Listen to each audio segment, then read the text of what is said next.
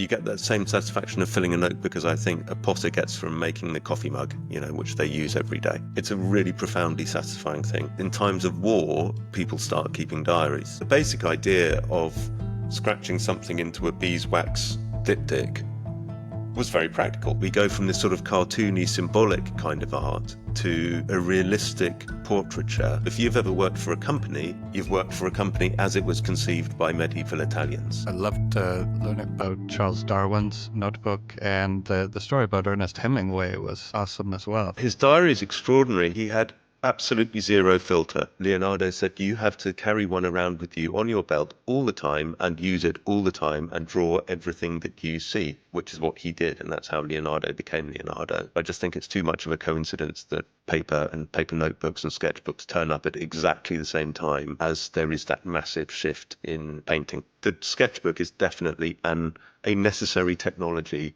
for the Renaissance art, which everyone knows and loves.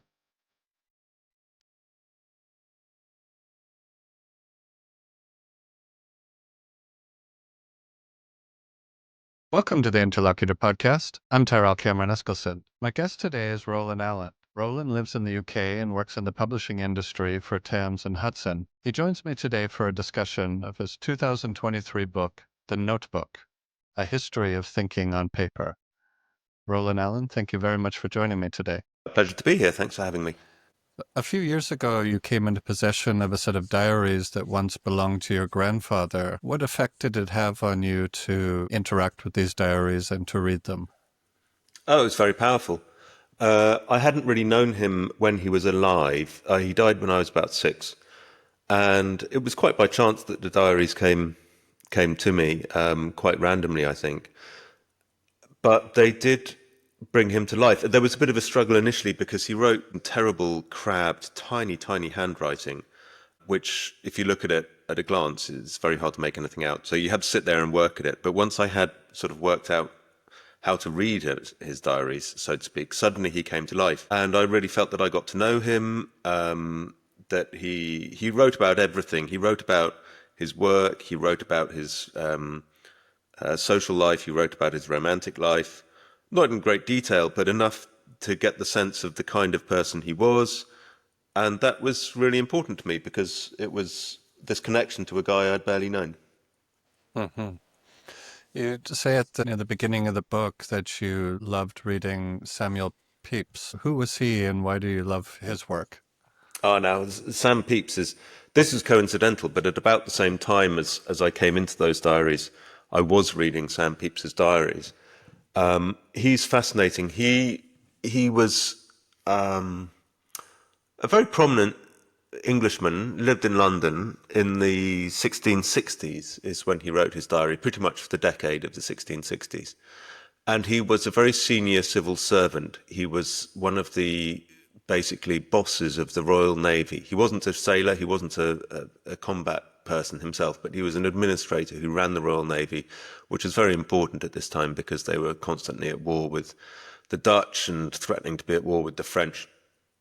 So he was quite a prominent person, but his diary is extraordinary. He didn't really write it for business. He wrote it for himself, but he had absolutely zero filter. So he wrote about everything. He wrote about going to court. He wrote about going to the office. He wrote about, the difficulties of his business, but he also wrote about the problems he had in his marriage, which was quite unhappy. He wrote about his friendships. He wrote about, going out and buying new hats, the things he did with his day.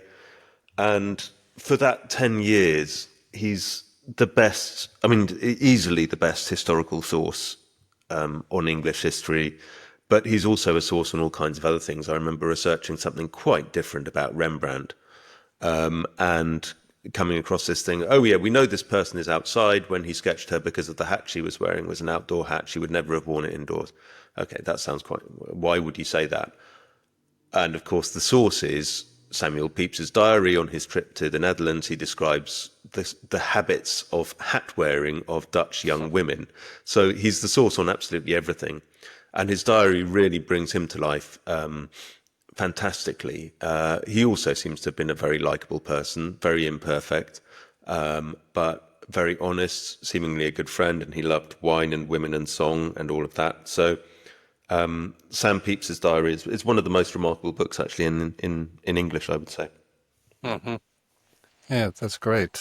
At the beginning of chapter 2, you write that it's yet another lockdown evening, and I'm reading a history of medieval paper mills while my partner studies. This book is a work of history, but you also chose to embroider in these moments where you're interviewing people or you're giving us a first person look. And I felt like it gave the reader a sense of joining you on this journey of discovery. So did this way of writing the book sort of naturally occur, or was it something that you came to over time? Well, I'm very glad you felt like that, that I was taking the reader on a journey, because that was very deliberate. It was something which wasn't there right at the beginning. At the beginning of writing the book, I knew what I wanted to write about, and I knew that there was going to be a lot of raw material out there and a lot to say, particularly about these key moments in time, like Florence in the year 1300, for instance, or London in the year 1660, for instance. We kept on coming back to these times and places. But the problem with them was that so much happens lots of problems, but firstly, so much happens all at once. It's really hard to unpick. It's really impossible to tell the story of bookkeepers and artists and authors and ordinary people all at once. For instance, if you're looking at Florence. So you have to sort of pull it apart. Secondly, there's the narrative. The big narrative problem I faced was that notebooks are an inanimate object. They don't do things by themselves. It's hard to have sympathy for a notebook. So you have to tell a human story around it. So you have to somehow bring humanity into the story. Now, when you're telling the story of a diary, for instance, like Pepys's diary or Leonardo's notebooks, Darwin's notebooks, that's actually quite easy because you just tell the story of the person who kept that notebook. When you're telling the story of accountants' notebooks, this becomes more difficult. So I experimented with trying to dramatize the creation of these accountants' notebooks. Obviously, they're full of physical details because of what they are. They're full of transactions, buying this, selling that, getting this money in, putting this money out. But you don't get much human detail. And I experimented, as I say, with sort of creating the scene of someone doing his expenses in one of these merchants' notebooks in the 14th century, and it was very unconvincing. I wasn't selling it to myself. So I had to find some way of, as you say, bringing the reader in with a human story. Then there was this happy coincidence that my now wife was studying for accountancy qualifications at the same time as I was researching the history of accountancy. And that seemed sort of too good to pass up. So I put that little introduction in. And it's really interesting because it's such a small thing. It's just one paragraph. But it seems to arrest people, actually. You're not the first person to have mentioned it. So it's definitely worked in that sense. And it was a neat way in as well to sort of showing the consequences, making the point that accountancy developed 800 or 700 years ago and is still, one of the leading sciences of our age, if you like. I'd like to ask you to take us back a few thousand years to the Mediterranean and Central Asia region. One of the first stories that you write in the book was that these wax tablets or diptychs were used as notebooks for 2,000 years. So who are the people using these notebooks, and why did it last so long without any kind of improvement, I guess? Well, who used it? It seems everyone. When you look at pictures from the classical world, images, they pop up all over the place. So Pompeii, for instance, is full of people using these tablets, which look identical to the tablet which is pulled from the Uluburun shipwreck. Now, the Uluburun shipwreck, if I'm remembering this right, goes down 1,200 years before the explosion of the eruption of Vesuvius at Pompeii. So that's at least 1,200 years of continuous use of these things without any change. There's plenty of Roman writings which mention them as well, and how they were used, the technicalities of using them, because they were used for things like contracts and legal agreements, as well as just for making lists or drafting poems. Yeah, so it seems like everyone used them around the Mediterranean. Why did they not change? They probably slightly evolved over time, but the basic idea of scratching something into a beeswax diptych was very practical. So it's one of those things, like the paper notebook that we use today. In fact, it fundamentally hasn't really changed since the year 1300 in Europe and the year 800 in probably Baghdad, which is when it was probably first made. This notebook that we're familiar with now, it just works. So why change it? You refine it, you make the paper smoother, make the paper lighter, have tougher bindings, whatever. But there's little that you can really do to make it any better. The so these wax tablets were fantastic. Of course, they have one major disadvantage. Well, actually, I would say two big disadvantages. Firstly, they just aren't very long. You can't have 100 pages of wax tablet. It becomes impractical to carry around. So they do actually make them in more than diptychs. They make them up to, I think, 8 pages of sort of wooden slatted pages, but after that they become too cumbersome. So you can't have anything which is too long in them. And secondly, of course, because they're wax, the advantage and the disadvantage of them is that you can wipe them clean and use them again and again indefinitely. But that makes them impossible to use for things like contracts, where you need one version to stay permanent forever. So the solution that they used to get around that was to write the contract and agree the contract on the tablet, but then to seal the tablet. So you would wrap string around it, and then you would put a wax seal on the string, and it would be impossible to erase what was written in there. It would sort of be this closed shell. You wouldn't be able to read it, but you'd know what was inside it, and that would be your agreement. So they were ingenious about how they used them. And they seem to have been, and they were using them right up to the Middle Ages. It's a real tragedy that more of them don't survive, but it's one of these things which I think was just so ubiquitous that nobody saw particular value in a wax tablet. They weren't particularly precious items. So no one really paid much attention to them, and they all eventually just rotted away. You mentioned briefly about paper. Paper was invented in China and eventually makes its way to Europe. When did Europeans start using paper for writing on? As a niche, tiny, very rare, unusual thing, probably they started quite soon after paper manufacture happened in the Islamic world in the sort of 800s, 900s. That would have been very, very limited, though. That would have been people like merchants who were in touch with the caliphate. As a common part of European life, that definitely started in the second half of the 13th century after the Catalonians or the Aragonese, depending on how you look at them, captured, I should say, Valencia, and particularly a sort of small town outside Valencia called Játiva, which was one of the Islamic world's leading paper manufacture centers.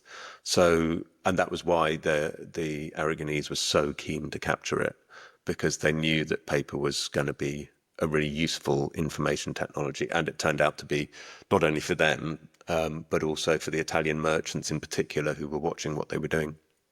When does double entry bookkeeping come into the story, and how does it fit into the topic of the history of thinking on paper? In one sense, we can be very precise about it. Double entry bookkeeping, or accountancy, if you like, we see it fully evolved and complete, conceptually complete, in the year 1299 to 1300 in the south of France, in the books belonging to an Italian company called the Ferolfi Partnership. Now, clearly they weren't inventing it right there and then. It is something which had evolved over the previous few decades, but we know that it was a fairly young art or a young science in 1299. So we can very precisely date our first relic of it, but it's the second half of the 13th century, I would say. I think that's uncontroversial. Now, the importance of double entry bookkeeping is massive because it ushers in the commercial revolution. So the concepts are things like credit and debit, depreciation, one fixed currency, one fixed financial entity, i.e. a company, one fixed financial period, normally a year. But all of these concepts being pulled together make double entry bookkeeping, and it's financial management as we still use it today. So if you've ever worked for a company, you've worked for a company as it was conceived by medieval Italians. If you've ever done any training in accountancy, bookkeeping, financial management of any kind, it's that which they invented. It's identical to what they invented conceptually back in the 1280s or wherever. Now, this has turned out to be hugely important because, of course, it's companies which have gone on to shape the world. So the massive corporations we see today are the ancestors of big Victorian, descendants of big Victorian corporations, which in turn are the descendants of things like the East India Company and the Muscovy Company and all of the Italian trading houses before them. And governments themselves are run on similar principles. And since the Dutch and French governments of the mid-17th century were the first to sort of really go in for double entry bookkeeping in a big way, every government around the place today will use those accountancy principles to keep track of its income and outgoings. So hugely important double entry bookkeeping in the history of the world. I think certainly as important as the Industrial Revolution. I mean, certainly way more important than any of the technological revolutions that we're seeing at the moment, because they only exist because companies exist. And without that ancient commercial revolution, there would be no companies. What was special about Florence and the Tuscany region for writing in notebooks at this period? Why did it catch on and spread throughout this area? They went absolutely mad for it. I think because what was special about it, they did it more than anyone else. And they used notebooks for all kinds of different things, professionally in bookkeeping, but also creatively in writing, painting, and sketching. And also for leisure and recreation, people kept their own Zibaldoni and their own sort of family books of different kinds where they would record family events. So, I mean, it's a real hotbed of it. And we're lucky that lots and lots of them survived, different kinds, in these incredible archives in Florence. So, you know, a few more floods and a few more fires, and they might all have vanished. But thank God they all survived, or a lot of them survived. But yeah, it seems to have been a real hotbed of it. I suppose it's like Silicon Valley today, or Silicon Valley maybe 20 years ago, where everyone would be playing with the latest digital gizmos at home and at work, and everyone would be looking enthusiastically at new ways to use these things, probably much more than they were in quieter corners of the world. So yeah, it was a real hotbed of notebook use, and a very exciting place, I think not coincidentally at the same time. When artists begin sketching in sketchbooks, how does this change the way that their final art comes out in the period leading up to and during the Renaissance? This is a big hypothesis of mine. It's hard. I think that there are sort of slightly smoky guns. Unfortunately, what we don't have is what you see all the time today, which is, for instance, if you look at the work of Picasso, you can look at a major painting like Les Demoiselles d'Avignon, which hangs in MoMA in New York, and which is stunning. And thanks to Picasso's obsessive retention of all of his sketchbooks, you can see every element of that painting develop in his sketchbooks before he puts a brush on the canvas. Every face which is there, all of the bodies, the composition, etc., etc. He works it all out in a sketchbook beforehand. And there's no reason to think, given what we know about the history of art, that the Renaissance artists were any different. They almost certainly did work out everything, or lots of their work, in the pages of sketchbooks beforehand. However, we just don't have them. They didn't survive. Normally, they were either thrown on the fire or used as toilet paper or chucked away for different reasons, or got flooded or got recycled, which I think happened to a lot of notebooks, or they were broken up. So a lot of the time where you see a sketch of a Renaissance artist hanging in a museum as a sketch, that actually came out of their sketchbook. So It wasn't supposed ever to be a single work of art. Okay, so we don't have a smoking gun. However, we do have the evidence of what they wrote. So artists like Ghiberti and later Leonardo were absolutely insistent that you had to keep a sketchbook. Leonardo said you have to carry one around with you on your belt all the time and use it all the time and draw everything that you see, which is what he did. And that's how Leonardo became Leonardo. This doesn't contradict anything that Ghiberti says 150 years before. He also says go everywhere with a notebook and always a sketchbook and always draw whatever you see.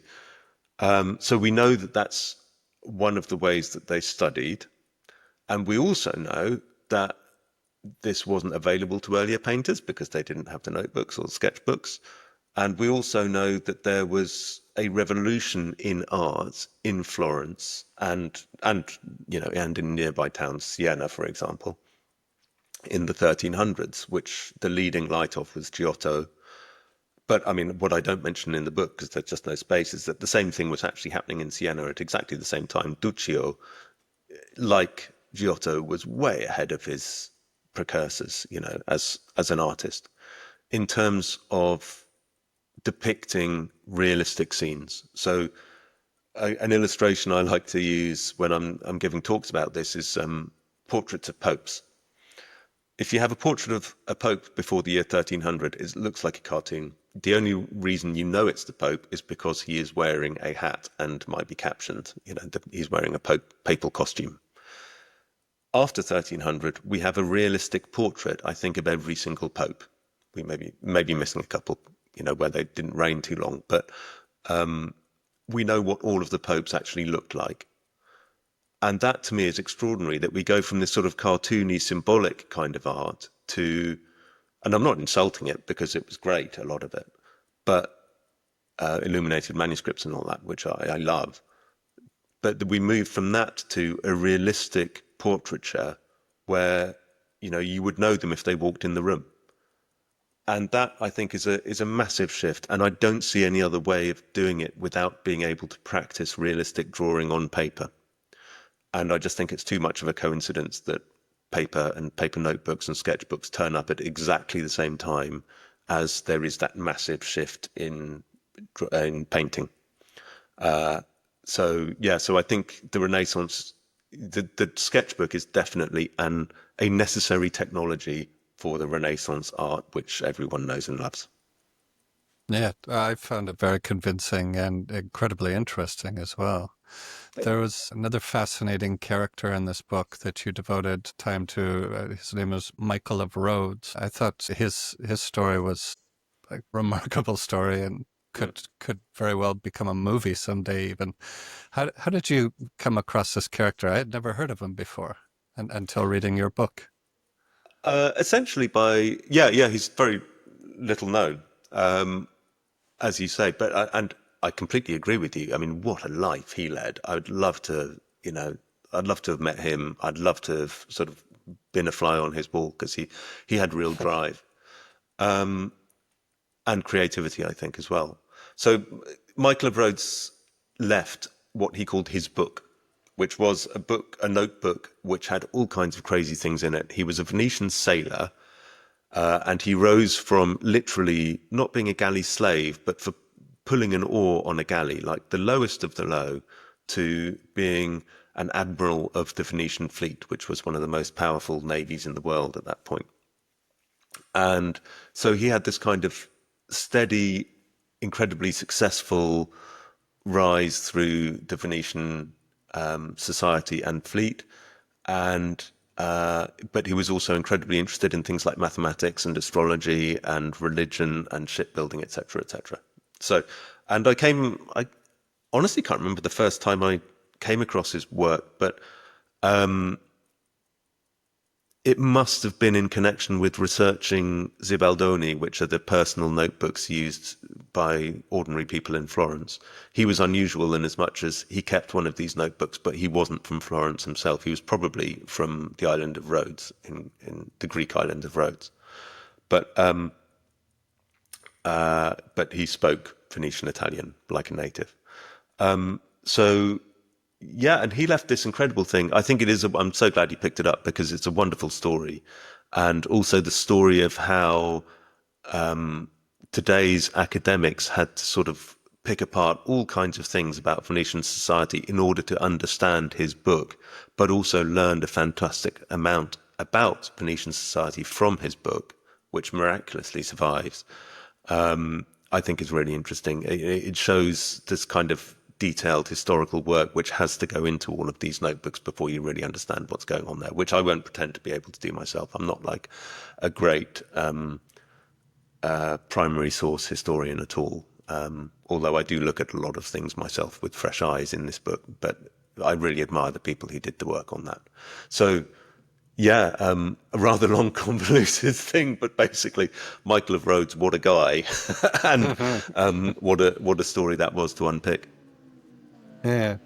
You mentioned the Zibaldoni. Could you contrast what that was with a Commonplace book? I pulled out Jonathan Swift's quote, which I thought was really amusing. In his advice to a young poet, he said, "A commonplace book is what a provident poet cannot subsist without, for poets, being liars by profession, ought to have good memories."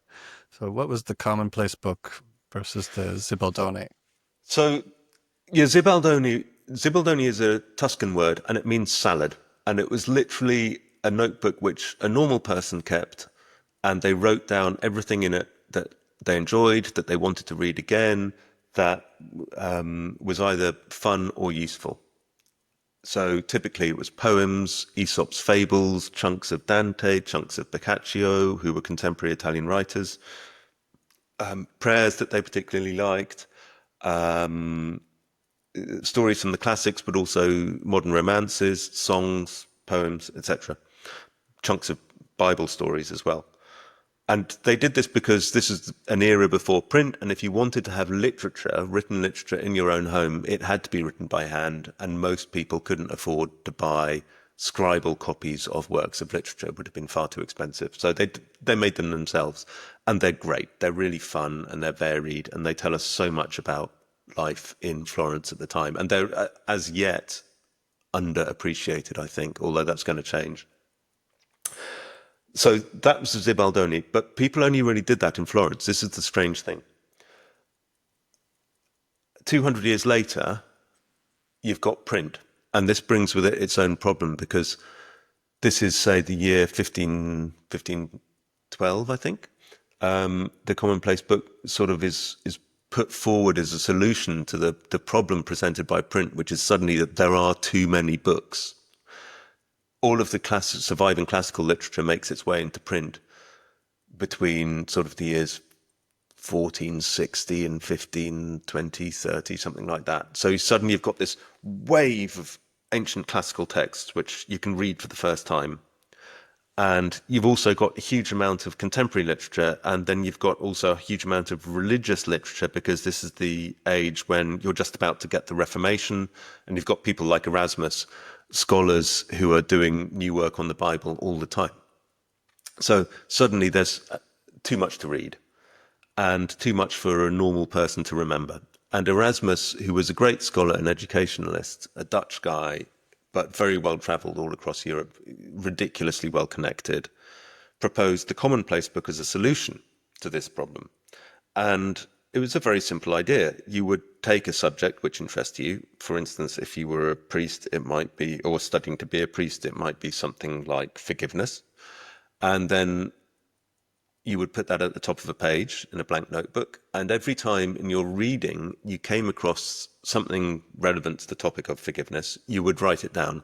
You would accept it and you would copy it out and you would put a little note saying where it came from.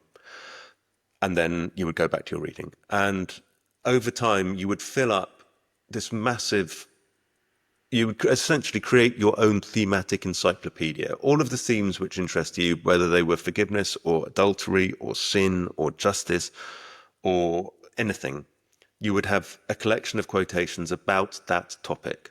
And they could be lighter as well. They could be things like friendship or travel. They didn't have to be heavyweight religious topics.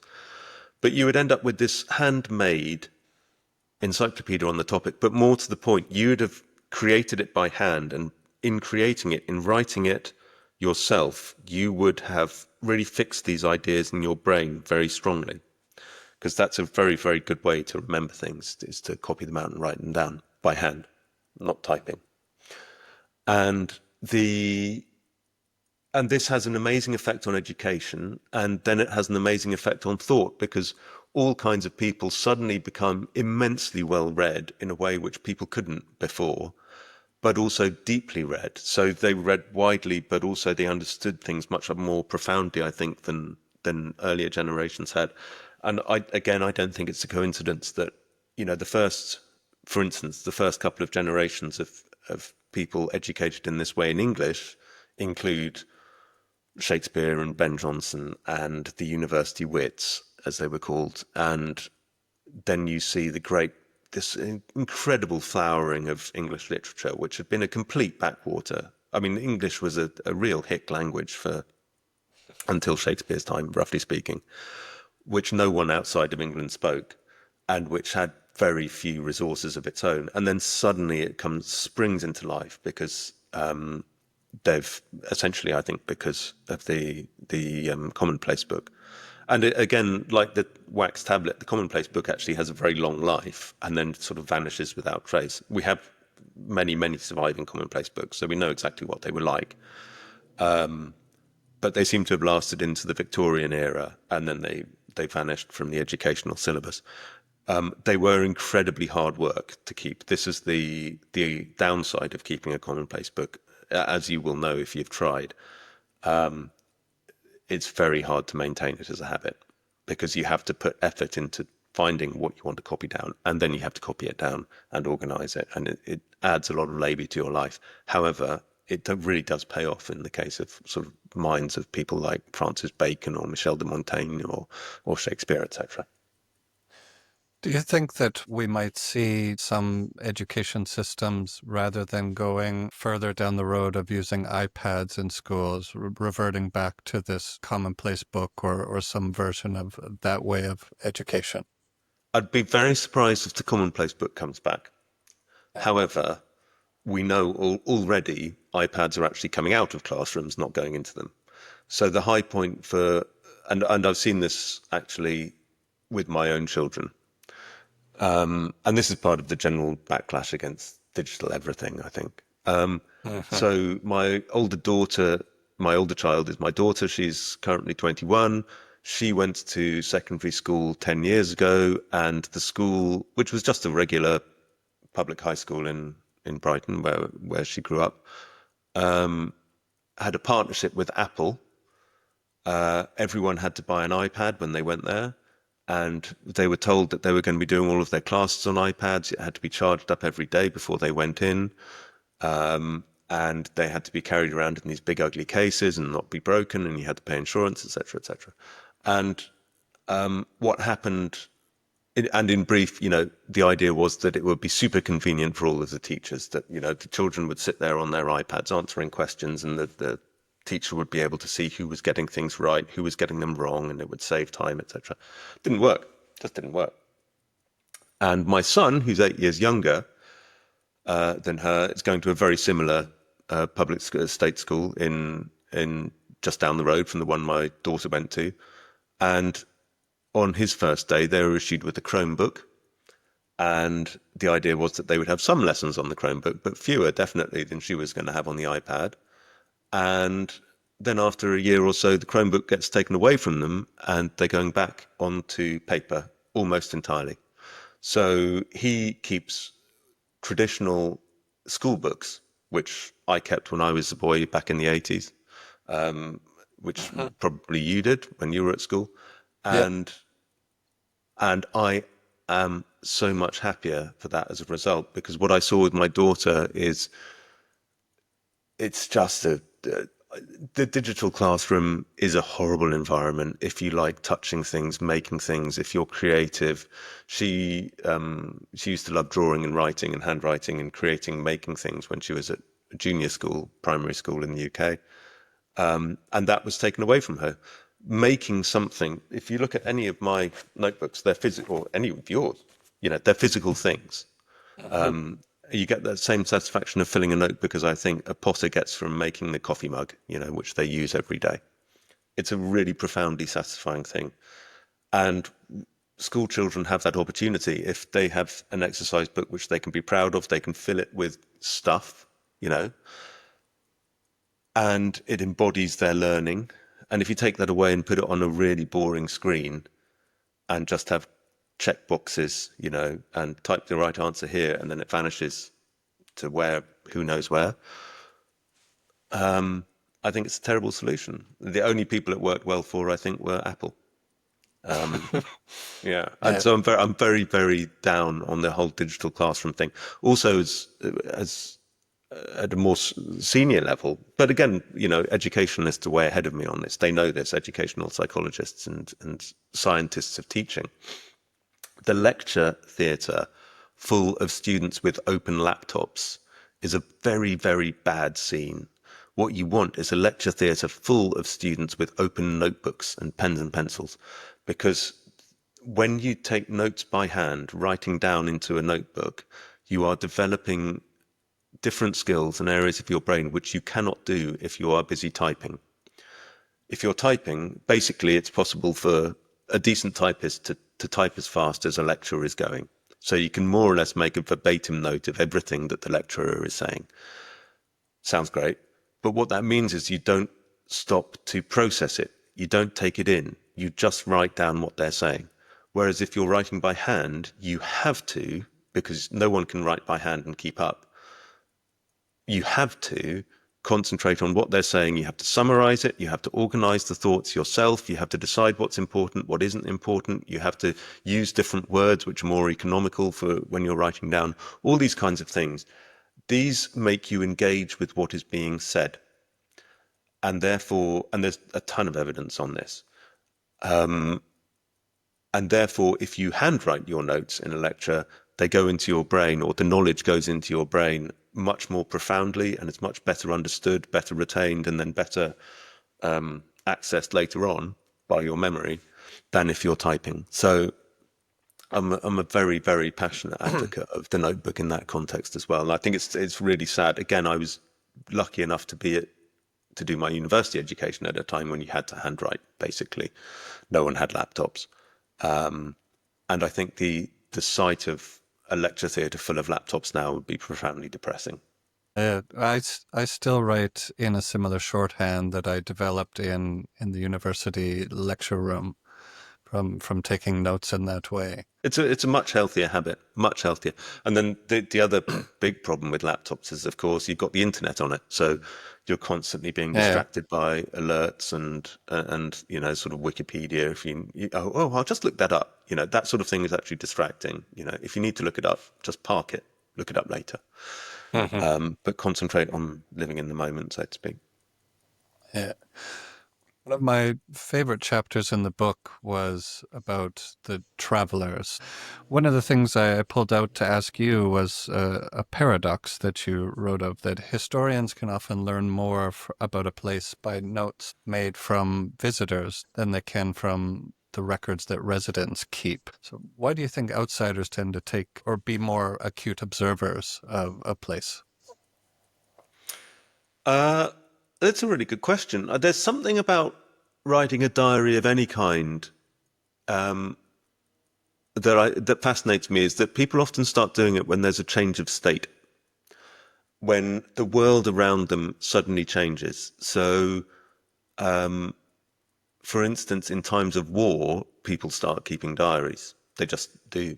It seems to be a comfort for people that it helps them process this changed world around them. And I think when people travel, they feel an urge to record what they see. Quite often, actually, they're doing it because they have to. Because, for instance, someone like Marco Polo, he went to China or to Cathay in order to then return home with, a document of what China was actually like. So that's why he would have kept a notebook when he was there.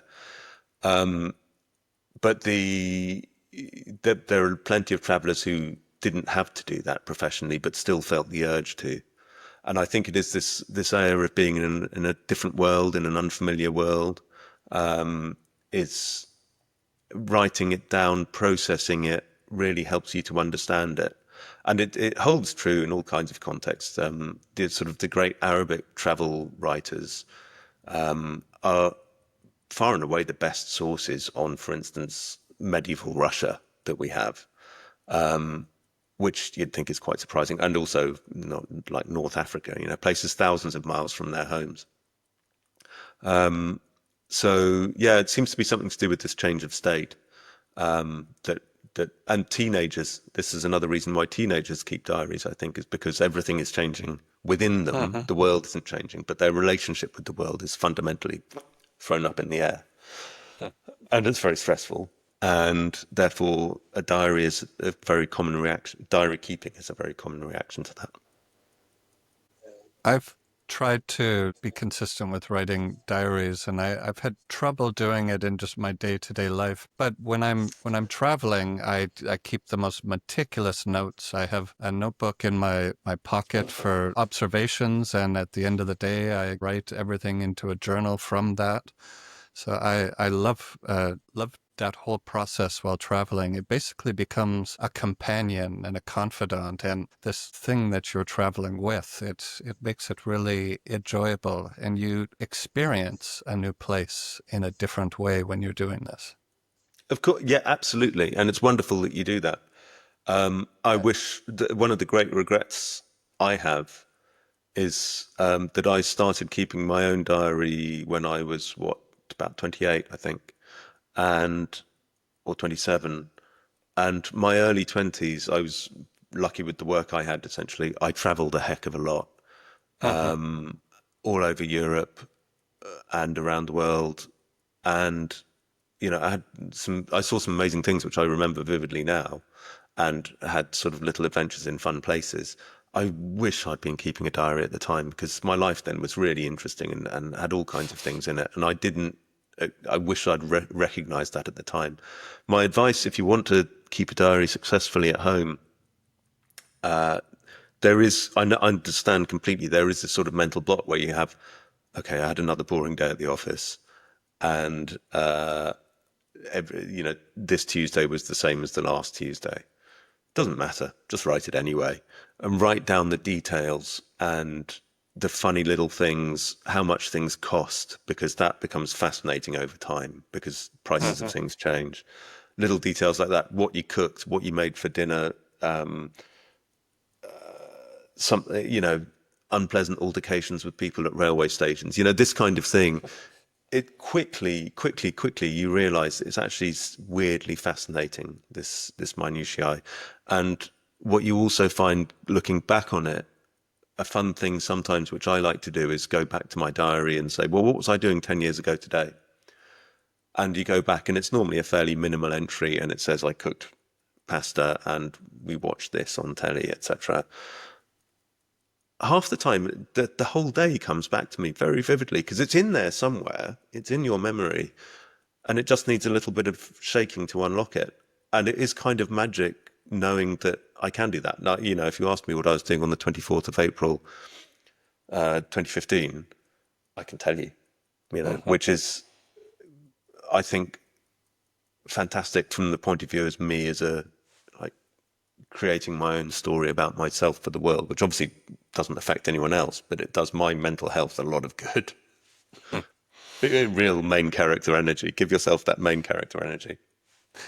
Well, after reading this book and getting prepared to speak to you today, I think I've been convinced that I need to give it a real go at writing the diary. It doesn't matter if you just write 3 lines, anything. Just get in the habit of it. And what I've found over time is that I've gone from writing a very minimal diary, like my grandfather's, in effect, which was probably, I want to say 50 words a day.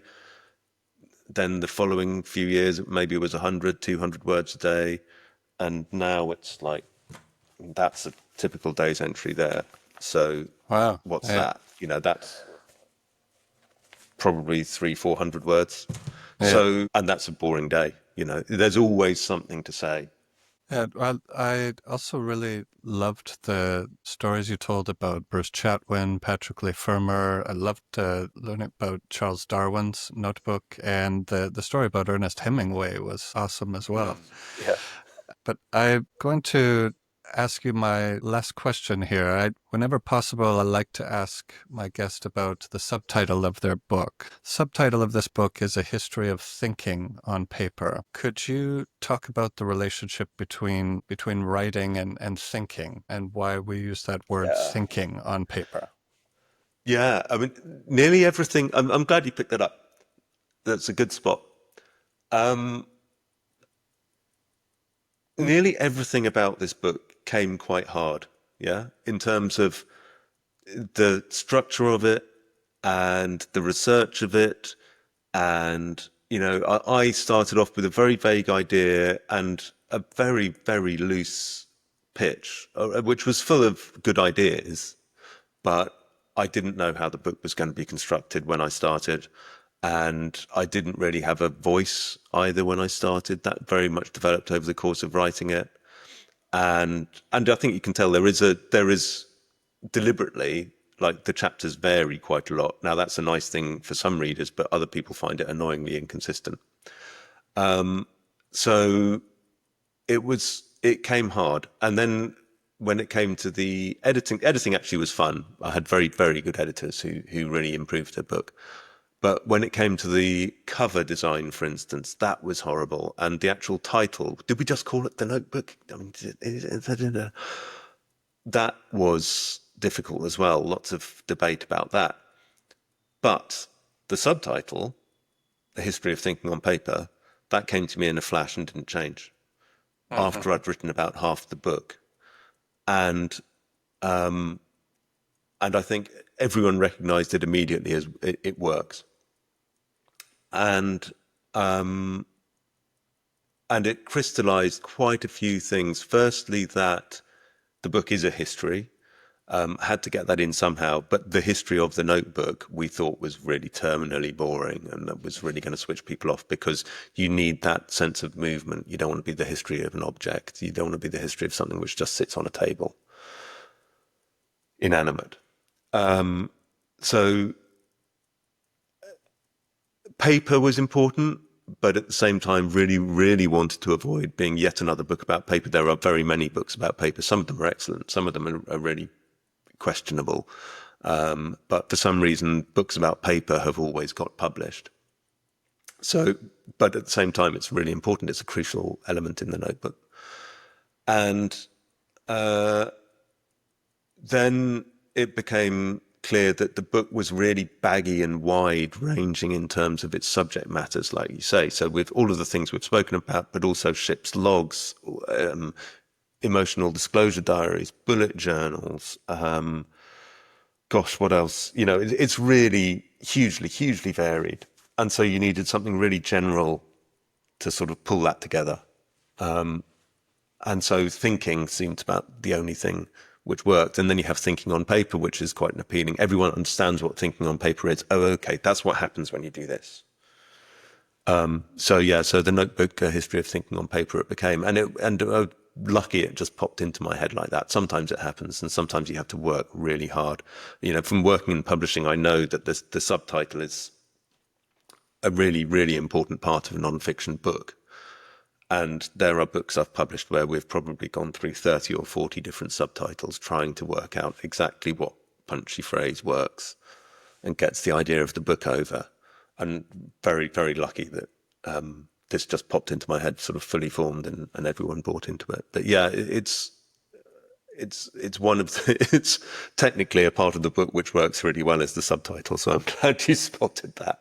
Yeah, it's what immediately grabbed my attention from the book, and I knew that I'm going to read this book and also going to try and talk to the author. So I want to thank you very much for taking the time to speak with me today. It's been a real pleasure. Oh, it's been a complete pleasure speaking to you too. Thank you very much.